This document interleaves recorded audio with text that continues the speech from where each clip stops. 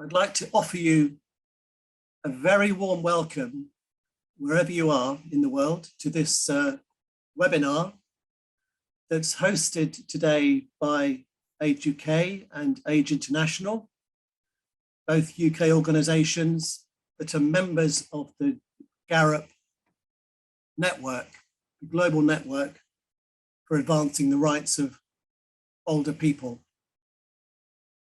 You're very welcome. This is a contribution that we're making together by meeting today to a series of events being organised by and through GARUP to raise the profile of the need to engage further and more deeply on the rights of older people, and to advance the cause for a UN convention ahead of the next open-ended working group, which is due to meet in April. There are people on this call from all over the world. I looked at the attendance list just before we started, people from every continent and many different countries. And as well as this, as I've already said, there will be events happening, maybe in your countries too, but certainly in many countries of the world, regional events too, different kinds of activities to raise the profile of the work of GARUP and the cause that we all work on together to advance the rights of older people. At the outset, I'd like to say something about the current situation in the world. Invariably, there's a tendency when an event like this is led or moderated from Europe for there to be a sort of Eurocentric view of things in the way in which we discuss things, and maybe not to take account of things that are happening in your part of the world, in other parts of the world. But I think I can safely say that the truly terrible events that have been unfolding in Ukraine in recent days are of global significance.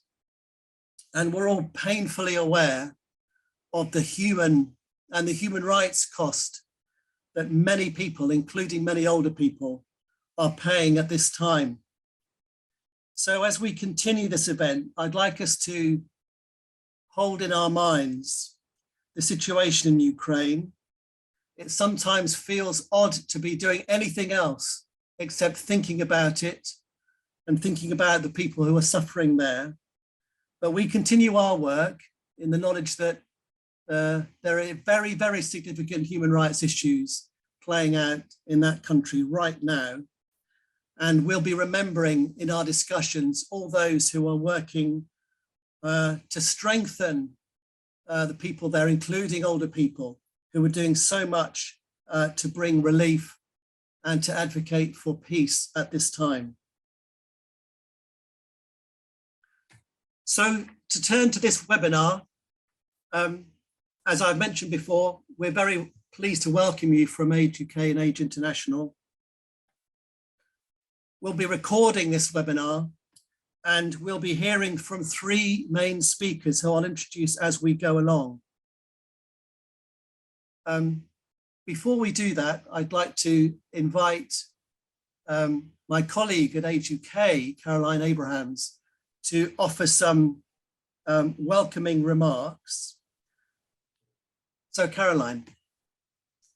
Thank you very much, Chris, and hello everyone, wherever you may be. I just wanted to say on behalf of Age UK that we're absolutely delighted to co-host this seminar today.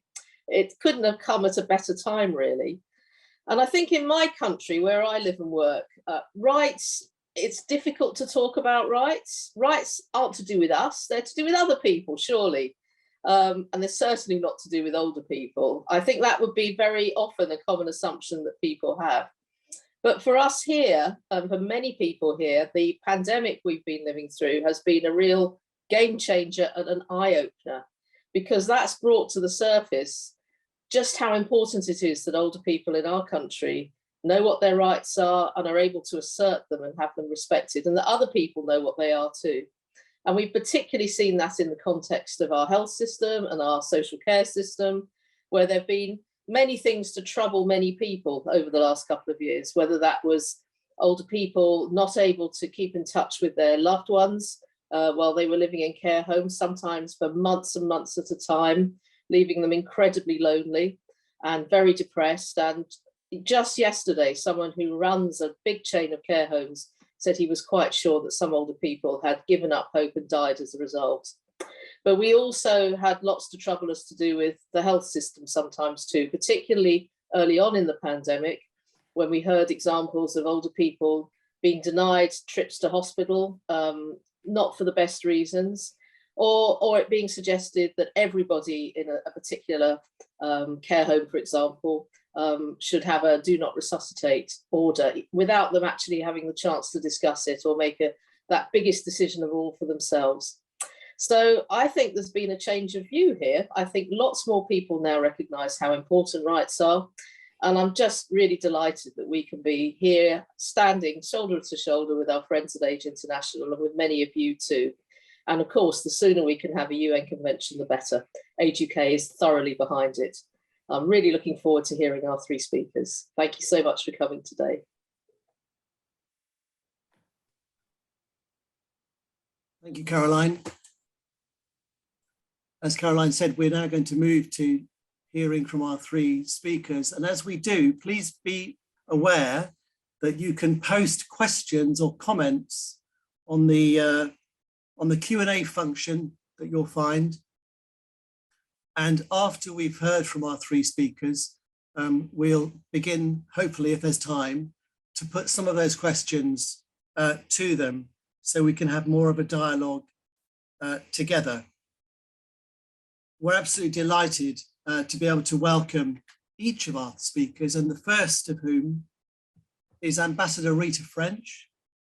Rita French, after a very distinguished career within the UK civil service, within various government departments at very senior levels, was appointed Britain's Global Ambassador for Human Rights and Deputy Permanent Representative to the United Nations in Geneva. That appointment was in May 2019, nearly 3 years ago now. Ambassador French, we're so grateful that you've joined us, and we give the floor to you. Thank you very much. Thank you very much, Chris, and good afternoon, morning, or wherever you may be joining us from around the world. Hello, and I'm absolutely delighted to join you today for this important discussion. And I'm very grateful to Age International, to Age UK and Garrett for organising this event as we prepare for the next session of the UN's open-ended working group on ageing in April. I'm actually delivering this address from the UN in Geneva in the Palais des Nations at the moment. So it's a pleasure to be with you all today. In a better world, we would not need to hold a webinar to highlight that older people's rights are human rights and need protecting. They would enjoy their human rights on an equal basis. Older people would not face the discrimination, the barriers, exclusion, isolation we know they often experience. Sadly, we do not live in such a world. And as mentioned by Chris, as we speak, Russia continues with its illegal and unprovoked invasion of Ukraine. Now, I've just come out of the start of the urgent debate that's taking place at the Human Rights Council at this very moment, where we heard addresses from the High Commissioner for Human Rights and indeed for the Deputy Foreign Minister from UK, setting out the consequences of this aggressive action by Russia. This unjustified aggression by Putin are horrific as Russian troops lay siege to once peaceful European cities. The humanitarian crisis is devastating, and we know that it's doubly so for older people who are left behind or trapped in their homes due to the lack of transport for evacuation, perhaps unable to access shelter. We recognise the significant challenges they are facing and the vital work their representative organisations are doing to respond. Beyond Ukraine, we know that COVID-19 has had a disproportionate and devastating impact on older people, directly and indirectly across all areas of their lives. Older people remain at significantly higher risk of contracting COVID, and although the vaccine rollout has begun in parts of the world, this still remains the case that with vaccine equity not still in place. older people are more at risk of developing severe complications and, of course, of dying from the pandemic. It has once again exposed the inequalities and age discrimination that many older people face. From the UK perspective, we aim to protect the rights of all people at all stages of their lives. We are clear that the whole spectrum of internationally recognised human rights apply to older persons as they do to us all, without distinction. In our policy and programming, we will continue to consider the diverse experiences, priorities, and requirements of older people, many of whom have disabilities which can impact on their autonomy, dignity, and participation in societies. The UK will continue to include age as an important dimension in our diplomatic and development efforts as part of our approach to leaving no one behind. The new 2030 FCDO Disability Rights and Inclusion Strategy promises that we will use our diplomatic influence in multilateral organisations and our wider international relationships to promote the human rights of older people. We recognise the importance of addressing the rights of older people at the United Nations and indeed in other multilateral fora. The UK has strongly supported resolutions at the Human Rights Council and at the General Assembly which seek to protect and promote the rights of older people.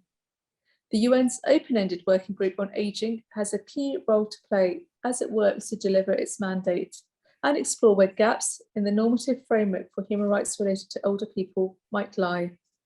The UK will continue to engage closely. The UK remains open to further standard setting to help provide a framework to address the challenges faced by older people around the world. That includes the option of a new multilateral instrument dedicated to the rights of older people. We recognise there's more to do. Last year's session of the open-ended working group demonstrated that more work needs to be done to convince other states and the wider UN system to prioritise the rights of older people. We can work together to do that. Civil society, national human rights institutions, indeed everyone on this call can play a role in articulating the challenges and ensuring that policymakers are focused on this issue. I'm delighted again to be part of this panel where we begin these dialogues, and I very much look forward to our discussions this afternoon. Thank you.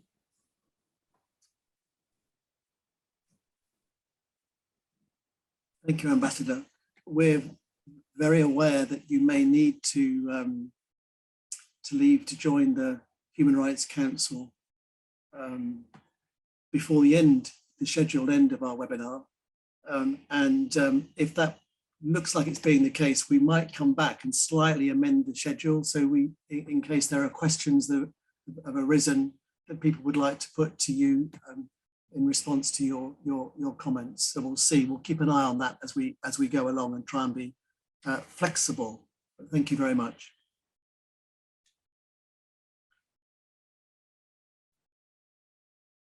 I'm very delighted to be able to welcome and introduce our second speaker. I think it was in 2014 that the post of UN independent expert on the enjoyment of human rights by older people was created. That was seen as a very important moment within the movement, pressing for a UN convention.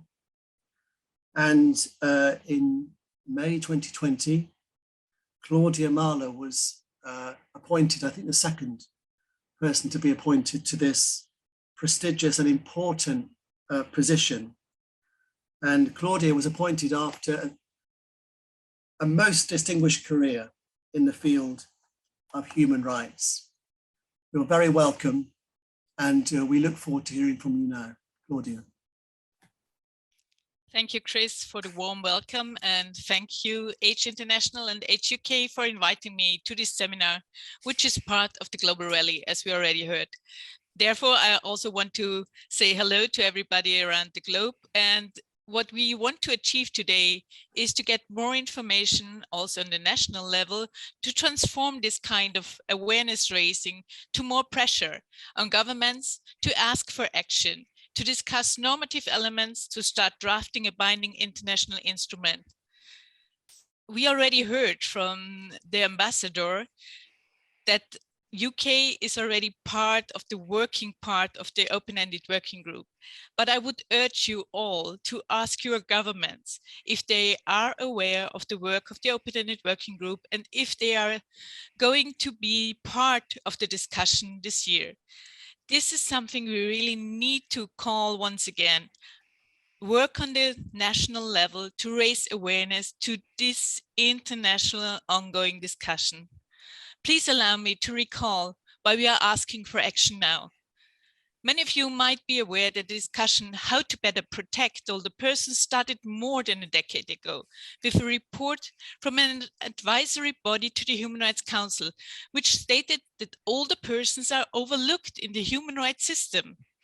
The rapporteur of this report recommended that there is a need for awareness raising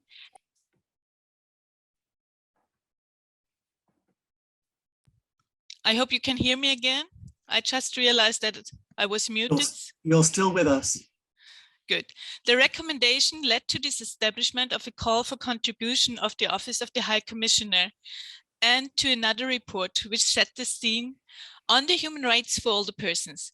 On this basis of this evidence-based report in 2010, the UN Open-Ended Working Group on Aging was established and the UN level in New York, at the UN level in New York, with the purpose, as the ambassador already said, to evaluate the current human rights framework, to identify gaps, and to come up with a possible solution how to strengthen the human rights of older persons. In the beginning of this state-driven process, which is based on a resolution of Brazil and Argentina, it seemed that there was no real plan how to get more support from governments globally. But it became quite obvious that older persons have not been seen as a rights issue, which was already mentioned today. But it became also quite obvious that we needed more intervention from member states to really discuss these kind of issues, because there was no human rights-based focus. It took a couple of meetings to start with more constructive discussion and specific thematic issues and the normative content of those issues, which was a step from my perspective in the right direction. Furthermore, the open-ended working group on aging is the forum to discuss the issues of the human rights of older persons with an enormous amount of input from civil society organizations, NHRIs, and UN agencies. During these discussions, we all immediately saw that there was a kind of resistance in strengthening the human rights of older persons through a new convention. The argument was made that older persons are covered in the two covenants and the additional conventions like CRPD or CEDAW. This is true, but when it comes to recommendations with a specific focus on older persons, there is not much. Because, as I said before, older persons are not seen as a human rights issue. The number of recommendations increased during the last decade, just slightly, but we also need to keep in mind that there are 44 times more recommendations on women and children. And both do have a specific convention. Older persons have been tackled only as beneficiaries, and it was very often said that others would know much better how to arrange things and the life for them. We also realized that even though we heard from governments that older persons with disabilities are part of CRPD, many states treated persons in old age with an impairment or a disability differently, because there are some age caps which hinder them to get the same support as younger ones. I think we can conclude that after a decade of discussion in the open-ended working group with huge amount of documents, reports from the Office of the High Commissioner, reports from civil society, other agencies, we show quite clearly that we have identified the gaps. We are still lacking a roadmap how to close them.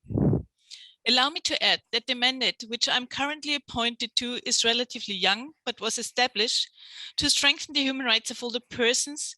And we do have a specific focus on gender and disabilities, and we give recommendations after country missions in specific reports and also in the thematic reports. And from the beginning of the mandate, These reports pointed out that there are gaps in the current framework, and the best possibility to close them and the strongest protection would be ensured through a new convention which is totally dedicated to older persons, and these would ensure that older persons can enjoy their human rights. We also got support during the COVID crisis from the Secretary General, who released a brief on COVID-19 and older persons, where he also pointed out that the current gaps in the international and national framework needs to be closed. 140 member states signed a statement in support of the Secretary General's brief on the COVID crisis and older persons, but we are still lacking a specific roadmap to close the gaps.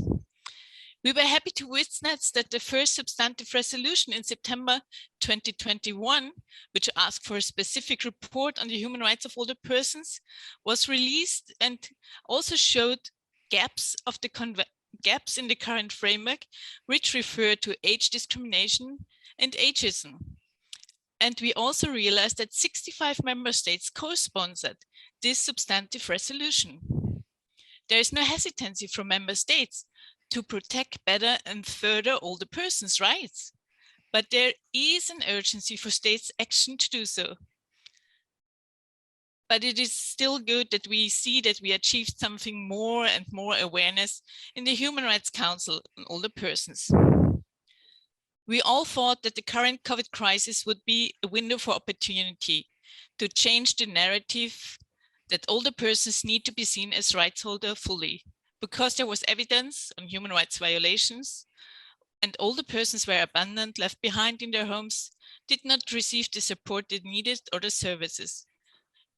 They were told to stay home and isolate themselves. They were really left behind.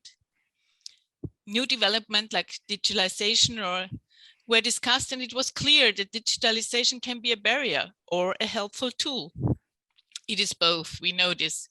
But we also had seen that the access to information, if it's only available on social media or online, also lacks the information for many older persons. It is a barrier for many of them. It also shows that older persons group is very diverse. It depends much on the person if they have used digital tools during their time of work, or if they have never been connected with computers or smartphones. As well, it is a question of infrastructure. We already heard about this today. We all witnessed virtual meetings of older persons. They learned fast to use the tools to get connected with their family and peers.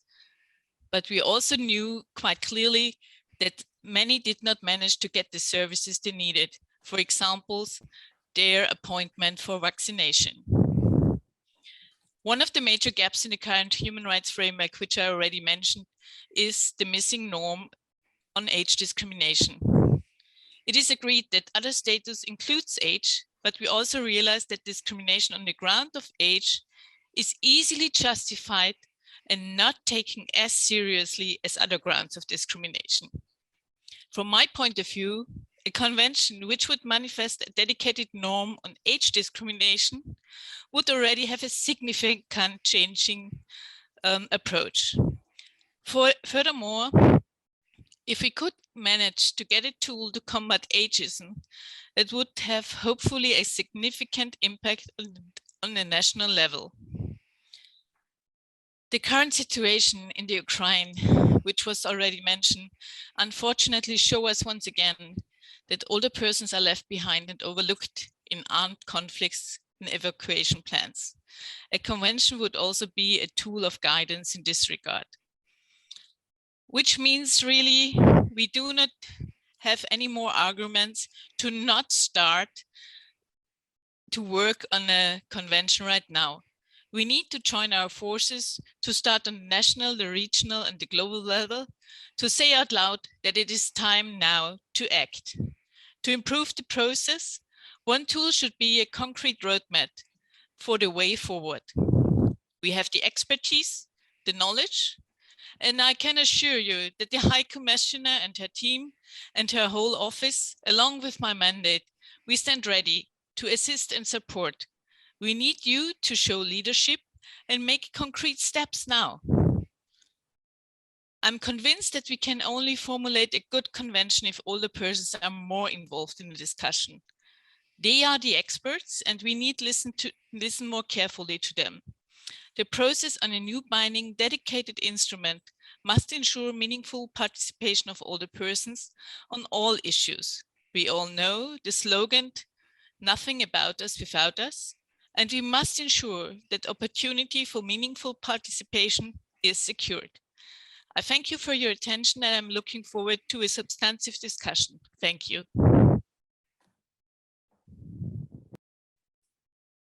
Thank you, Claudia, very much for your remarks.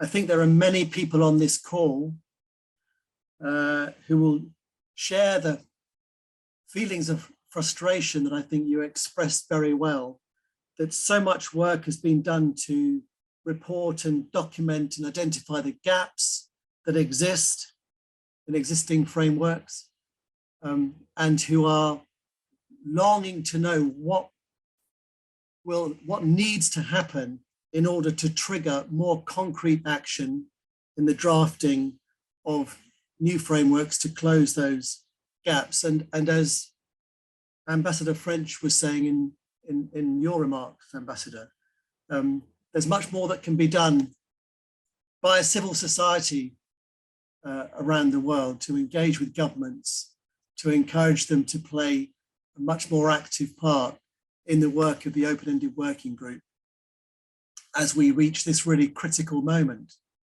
the time for action. There may also be people on this call who are newer to this field, who are newer members of GARUP, for example, and maybe hearing some of these remarks for the first time.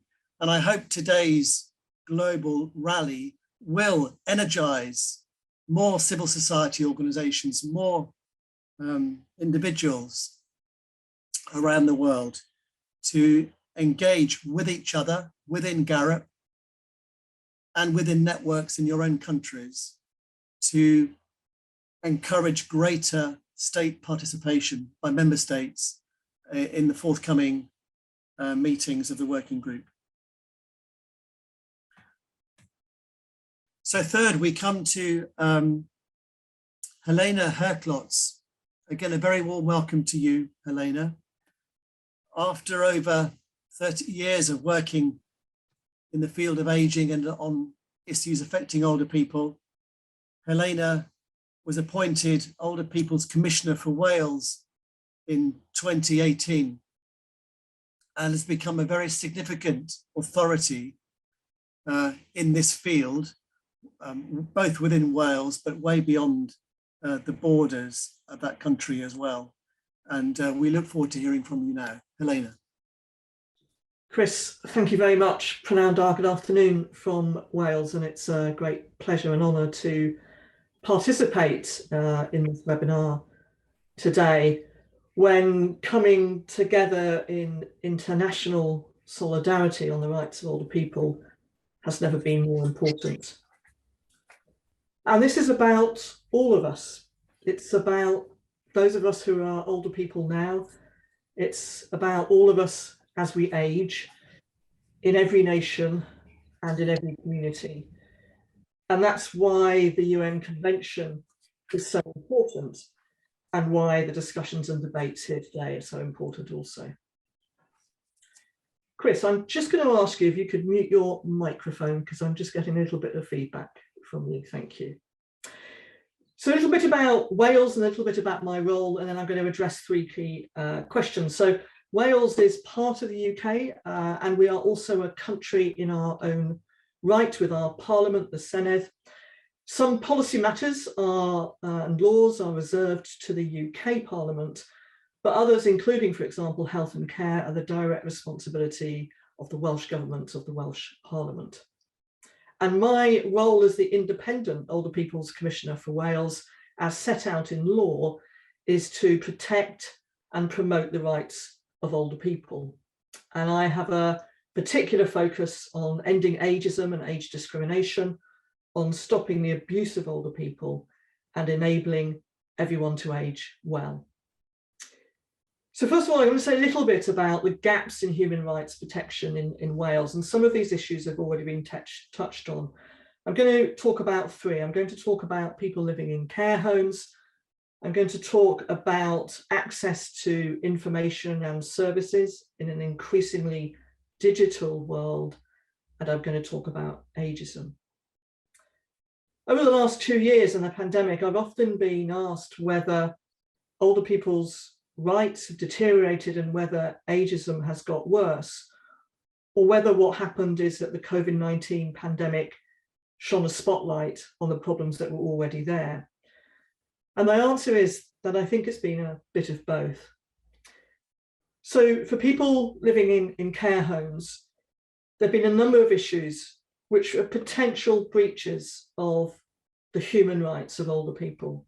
So for example, discharging older people from hospitals into care homes with a positive COVID-19 test or without testing at all, a potential breach of Article 2. The limitations on friends and relatives visiting care homes, and whether this infringed on residents' rights to respect for privacy and family life. And the implementation of blanket do not attempt CPR orders across older people in care homes and in other places. And certainly at the beginning of the pandemic, I had never been more worried about the rights of older people being ignored. And thankfully, here in Wales, and I think across the UK, there have been some significant improvements over the last 2 years, not least to the work of Age UK, Age International, and many others. But we all know that older people are across the world experiencing significant risks in their lives. And without a UN convention, it is going to be harder to guard against those risks. And more than that, to ensure that everyone can have a good older age wherever they live. The other issue that the pandemic showed is about the right to access information. And this is a key element in the broader right to freedom of expression. And it's protected across several human rights instruments, including the UN International Covenant on Civil and Political Rights and the Human Rights Act.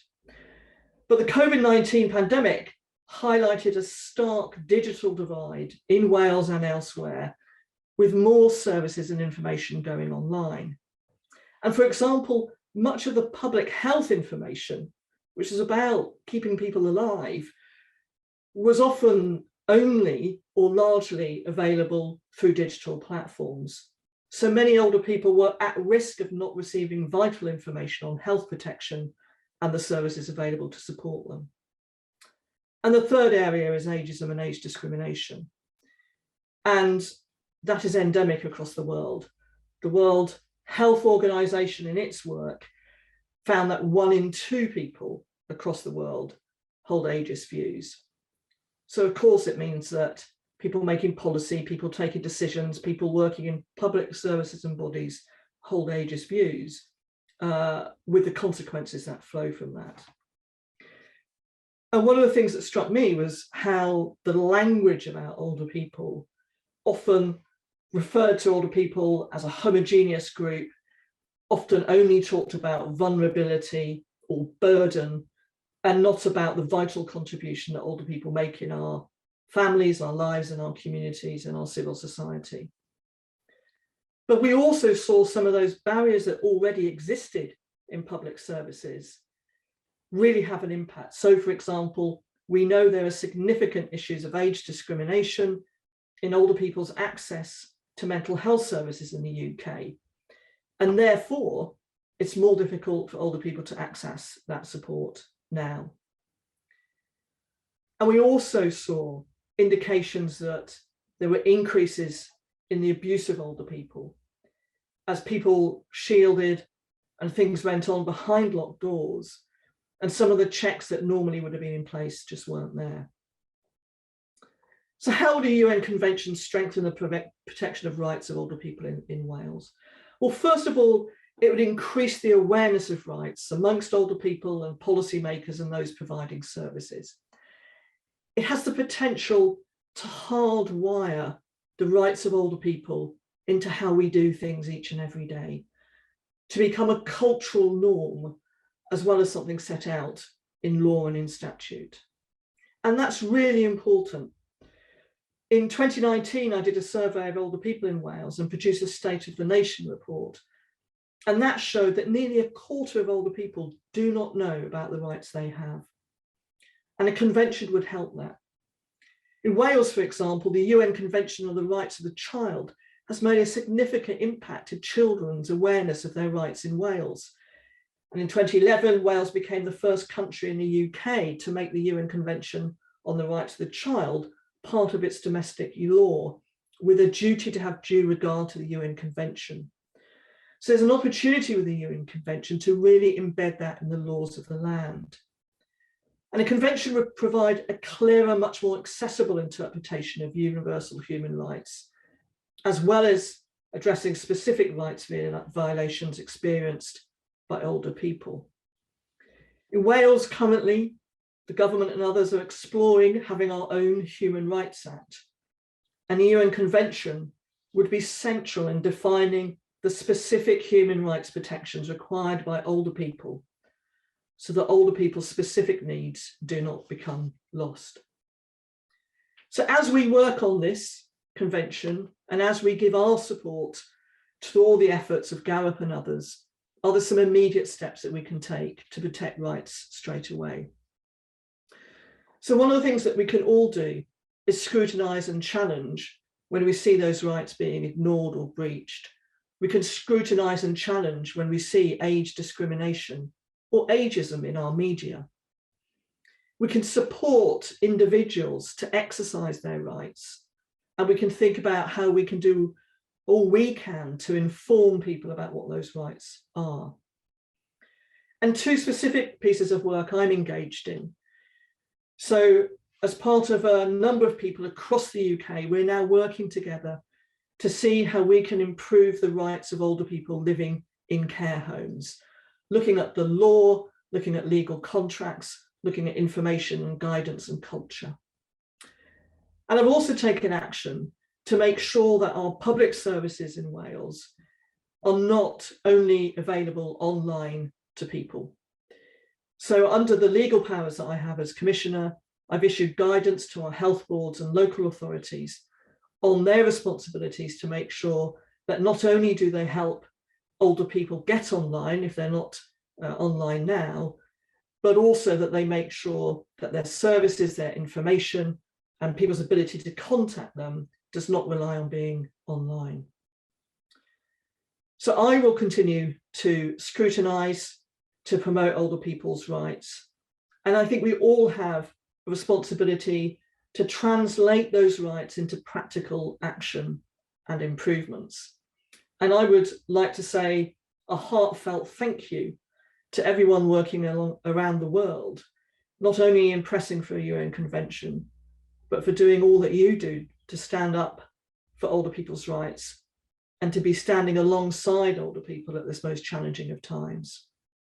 So we need to continue to scrutinise, to promote, to educate and inform, and to learn from each other, to ensure that we value older people, that we uphold older people's rights, and that no one is left behind. Thank you. Thank you, Helena. And thank you to each of our speakers. We are perfectly on schedule for the timetable we set up.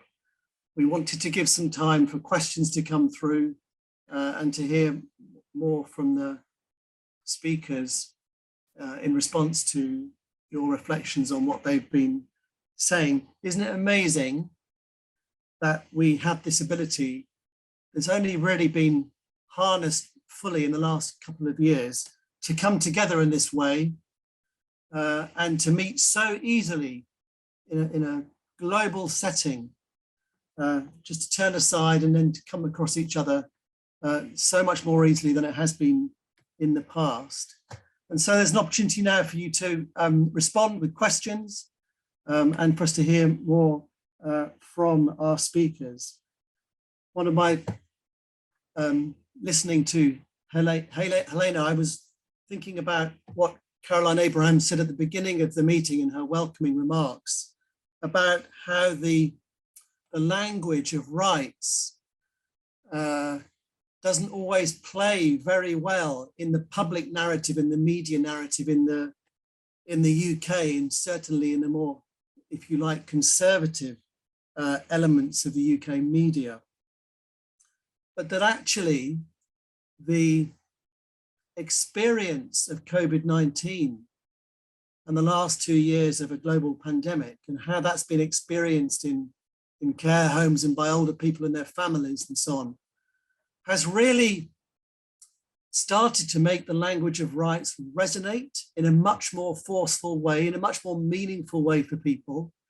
And even media campaigns from the most unlikely sources beginning to talk about the rights of older people, not least in the ways in which those rights in care home settings, for example, very particularly actually in the UK, were threatened and denied in many cases, and the very difficult experience that many older people and their families have had in these last two years. So in some ways, the COVID-19 pandemic in our context in Northern Europe has provided an opportunity to shift public understanding about what it means to talk about the rights of older people at such times. And we need to think about how we can build on that, increasing awareness and understanding of what rights means in this context among aspects of the population, among opinion formers, decision makers who otherwise would not have normally thought or talked about rights in the same way at all. So we come to your questions. I'm just seeing if I can see there have been a gathering of comments so far, and thank you. They're being fed through to me as the meeting has been going along. I want to begin by posing one from Ina Volker from Germany to Ambassador French. Conscious that there are other things that you might need to go to. We're going to come to you first, Rita, if that's okay. And I'm going to read this question, which has come through. The number of UN member states supporting a convention has been growing in all parts of the globe, even in Europe, yet progress seems to be stalled by 1 or 2 countries. What actions can governments like the UK or my home country, Germany, take to help move beyond this impasse and begin drafting a convention? Rita. Thank you so much for that question. And I think it's an important question to be asking. And before I kind of specifically answer, I think what you said just there, Chris, around the language of rights is really critical, because I feel that to bring people along with us on this journey, on this concrete roadmap, as Claudia was referring to, we need to be able to talk about these issues in a way that doesn't come across as too technical as such, and the importance of why this matters. So not just the rights, but the impact it has and why that matters. As has been posed by the question, is momentum is building and more awareness is being raised about the circumstances. And, you know, Helena said very clearly, it's about all of us. Whether we feel we're old today or whether we'll be old tomorrow, it's for all of us. So these rights are not for a marginalised group, they're for all of us. And I think it's really important that we continue to kind of, really focus on driving that forward. Momentum is building. The UN can be a slow machinery in terms of new multilateral instruments. And I think, we've got to be prepared to continue to listen, to have dialogues, to really understand and communicate our concerns, our issues, the impacts. Data is really important as part of that debate as well. And I think the pandemic period has given us some very crucial information with respect to that, about the impact it has. And then I think we need to have the dialogue and to understand, what is causing this impasse. Is it a concern that we don't want anything new, a new instrument that they'll, or is it an excuse to sort of say these are already protected in the system as well? So I think we need to win the argument. And winning the argument in a multilateral forum is not something that's done overnight. And what we do need is the voices of organisations like those represented today, but wider as well, to continue to make that case, to continue to campaign, to continue to drive that forward. And I think that global campaign is crucial to be able to get the voices from those who, who are impacted, to really kind of be brought to the multilateral fora. So it's not one state represented, but I think actually how do we amplify those voices, and how do those voices get represented here to advance that dialogue? And as I said in my opening remarks, that we remain very committed to looking at and open to further standard setting and indeed options of new multilateral instruments in this space dedicated to the rights of older people, and we will continue to champion that here in the UN as well. Thank you. Thank you, Rita. Maybe I could broaden that out. I can see Claudia's hand raised, so we'll come to Claudia next, and broaden that question out because it's very connected to a question that's come through about what do governments need to take this crucial step to start drafting. We heard from Ambassador French then talking about how winning the argument and making progress in multilateral forum requires patience. And I think there are plenty of people on this call who have demonstrated enormous patience and continuing commitment. But there's a growing sense of both momentum, but also frustration that more concrete action hasn't been taken yet in actually beginning to start the drafting of the convention. So I don't know if that's what you wanted to pick up, Claudia, but I'll ask that question to both you and then moving to Helena as well. So Claudia, but to begin with. To be honest, I also wanted to ask a question to Ambassador French, because what I also see and witness since I'm in the field, and this is for more than a decade, older persons are not the priority for states, and also not as a human rights issues.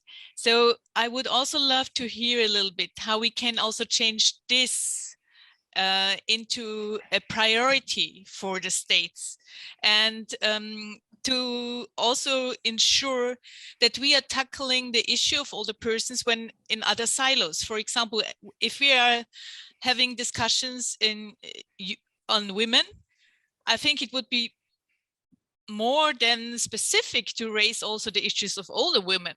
But when I look at the program or the action plans or whatever, older women are totally left behind. They are not mentioned. There is no data available.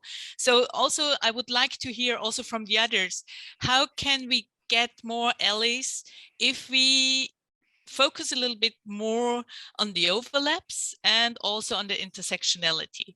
But coming back to your question, sorry for taking the floor, but I think it's also a good opportunity to start the conversation between all of us.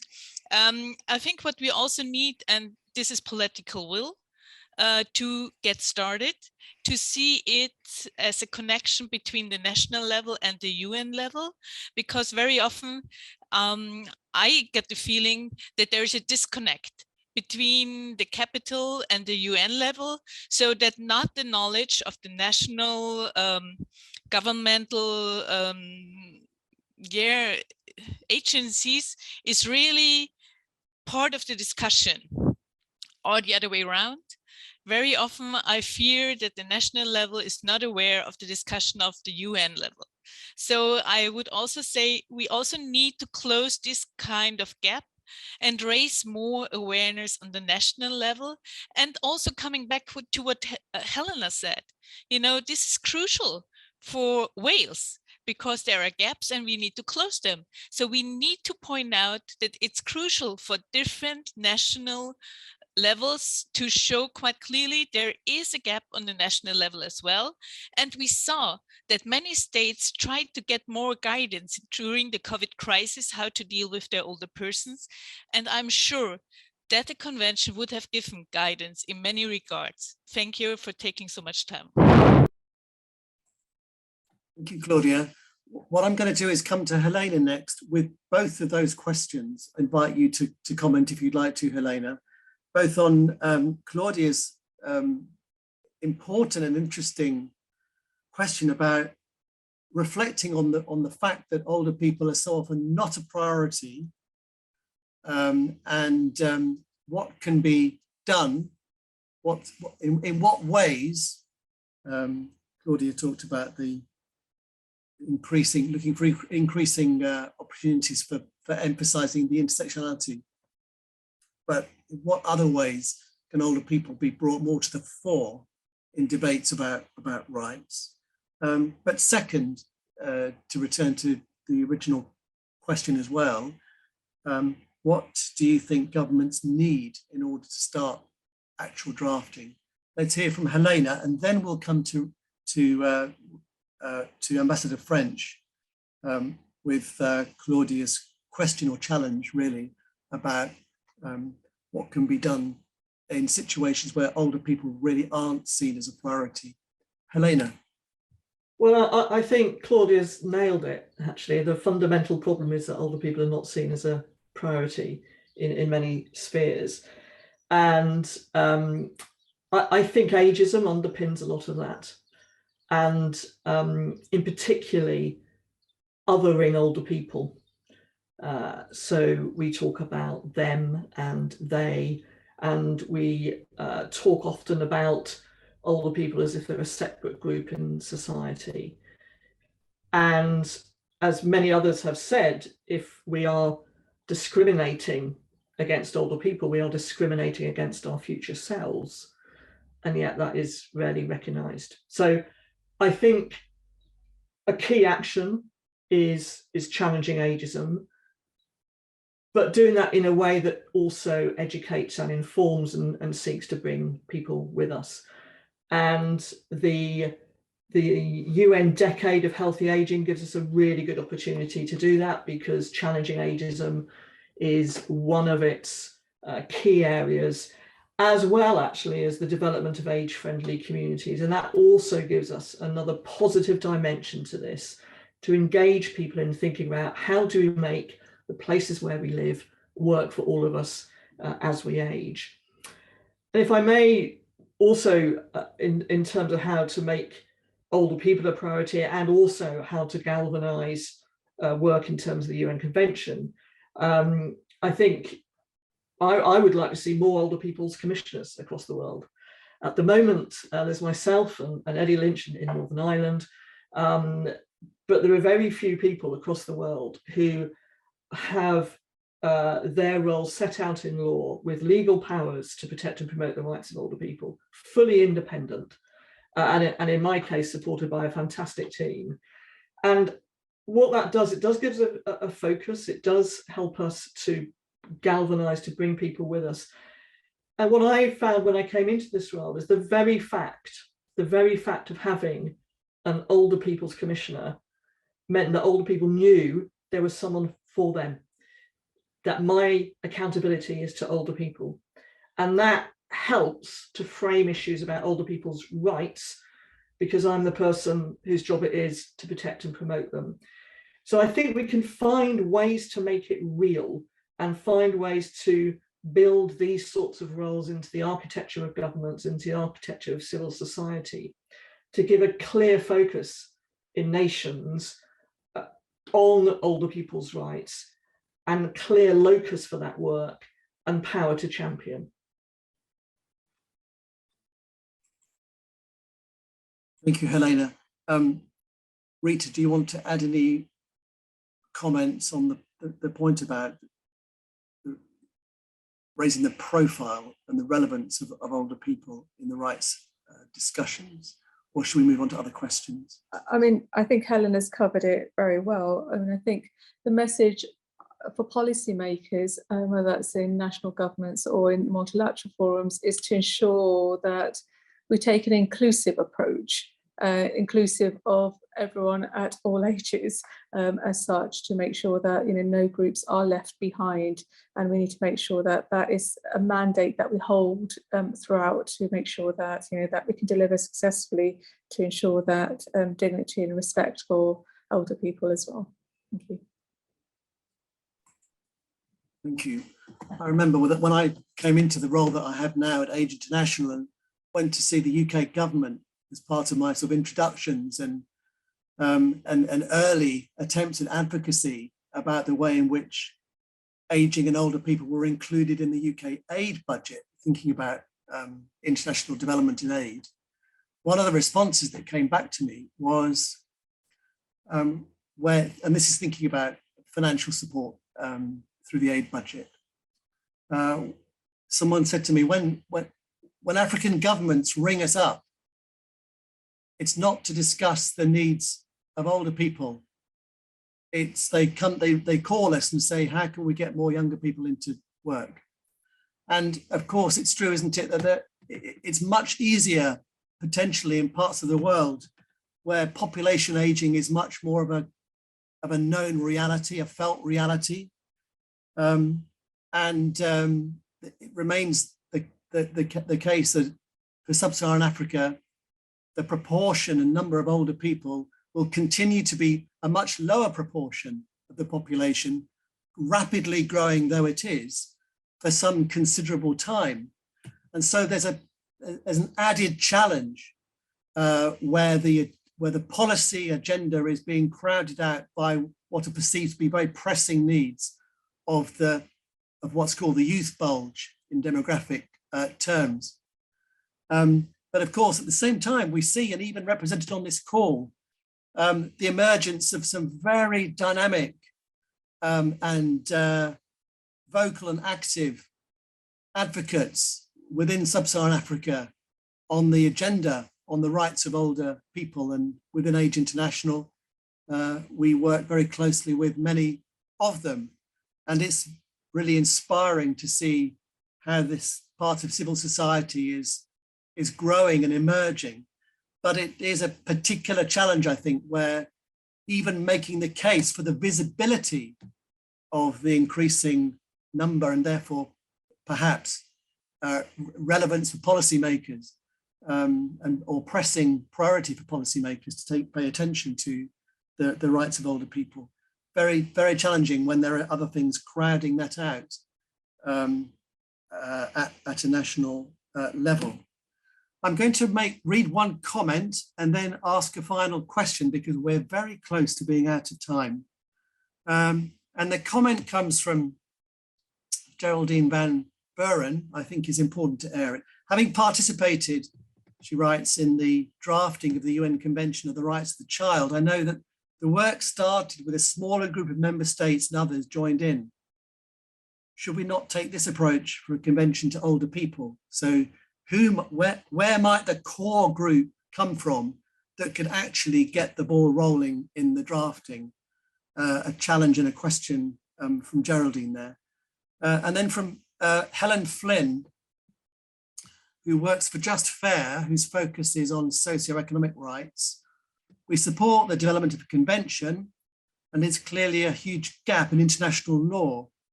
But what can groups like ours, focused on the economic rights, do to push for change? Which reminds us that the agenda for the forthcoming open-ended working group has quite a strong focus on economic justice and inclusion. So you might want to touch on that perhaps as we go around and invite any closing remarks. Can I start with Claudia? Thank you, Chris. I think in regard of, yes, somebody needs to start, but what we also need to know is quite clearly a kind of, roadmap. When do they start? Who's part of the core group? And yeah, it might be a kind of issue, but till now, I don't see enough support from member states. So I don't see that anybody will start it quite recently. But it might be a good approach and we would be happy to join and support. I think from my side, it should not only be states. we also need to have the voices of older persons included, and also NHRIs and NGOs. In regard of, what can you do as a group which focuses on economic, social, and cultural rights? I think you can do a lot. For one thing is, if you report to treaty bodies in your alternative reports, include older persons, or write to different treaty bodies, include older persons, older women, older persons with disabilities, to show quite clearly that they have difficulties to enjoy their economic, social, and cultural rights. Be aware of the topics of the open-ended working group, which is economic security, or SDGs this year. There is a lot which you can give also to government if they want to have some kind of consultations, or ask other civil society organizations which are part of the open-ended working group to bring in your points. You can also check, for example, my calls on contributions. So you can always add your ideas to my calls on contributions, which would be a very good source for my reports. Thank you so much. Thank you. We're going to come briefly to Helena, and then any final remarks from Rita before we finish. I'm very conscious of time, but very briefly, Helena, and then Rita. Well, I'm not going to add to what Claudia says, because I think she's put it really well. And I would just make two final comments. One is, I think those of us who are working in particular nations or particular spheres, the international world can sometimes seem quite confusing and quite complex. So I think we all need to work together to understand the different mechanisms and to learn from each other. And I think this session today has been a fantastic opportunity to do that. And then I'd just like to end really with one of my favorite quotes, which keeps me going through difficult times, and I hope might help others. And it's this: now is the time for optimism. We leave pessimism to better times.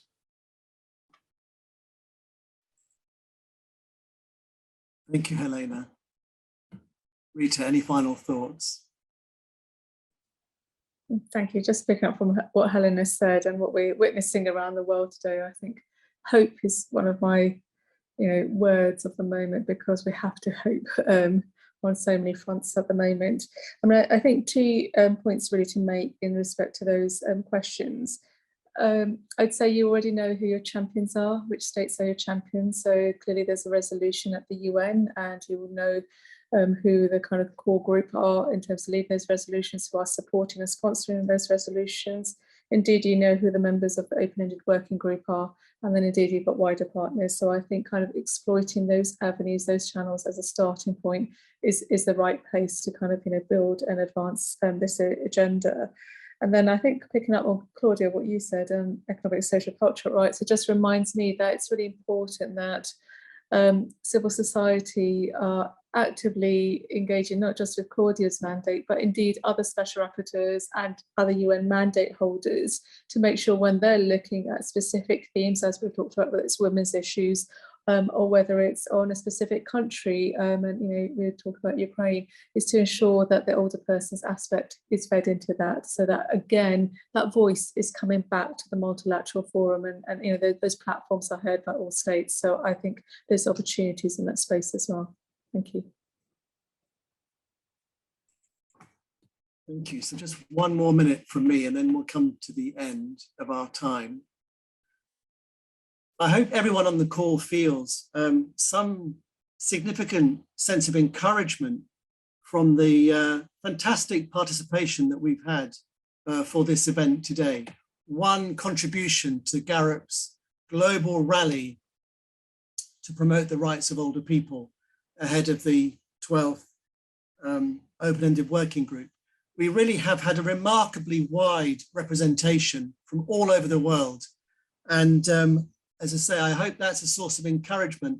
And I hope the words we've heard from Claudia, from Rita, from Helena, have given you a boost as well for the work that you're doing in your situation, and that you can see how, as an older person, or as part of civil society, or as part of government, you can find a way of working more effectively together, both within your context and then coming together under this wonderful Garrett umbrella to really help create greater momentum for change, which is what we now all so keenly want to see.